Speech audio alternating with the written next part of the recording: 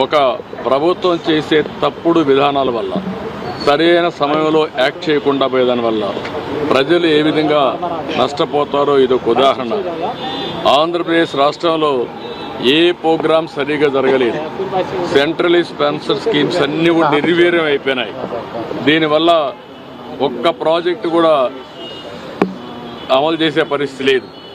ఈరోజు ఈ ప్రభుత్వం వచ్చిన తర్వాత 93 సెంట్రలీ స్పాన్సర్డ్ స్కీమ్స్ని వాళ్ళు డీఫంక్ట్ చేస్తే, అవి ఖర్చు పెట్టి ఆ డబ్బులు డైవర్ట్ చేస్తే, మేము ఆ డబ్బులంతా ఖర్చు పెట్టి యూసీలు ఇచ్చి మళ్ళీ ఇప్పుడు ట్రాక్లో పెట్టే పరిస్థితికి వచ్చాం. అంటే ఈ విధంగా సెంటర్ ఇచ్చే స్కీమ్స్ అన్ని ఉపయోగించుకుంటే రాష్ట్రంలో ప్రయోజనాలు వస్తాయి, ఉపయోగించుకోకపోతే ఇలాంటి సమస్యలు వస్తూ ఉంటాయి.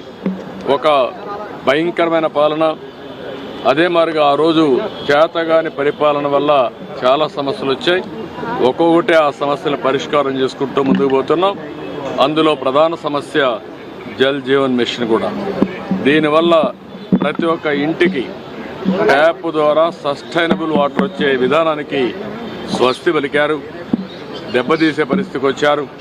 ఇప్పుడు మళ్ళా కేంద్రంతో 27,000 కోట్లే కాకుండా నెక్స్ట్ ఫేజ్లో మళ్ళీ 54,000 కోట్లు కావాలి ప్రతి ఒక్క ఇంటికి నీళ్లు ఇవ్వాలంటే ట్యాప్ ద్వారా. దాన్ని కూడా వర్కౌట్ చేయాల్సిన అవసరం ఉంది. ఏ విధంగా వర్కౌట్ చేయాలో in course of time workout చేస్తారు.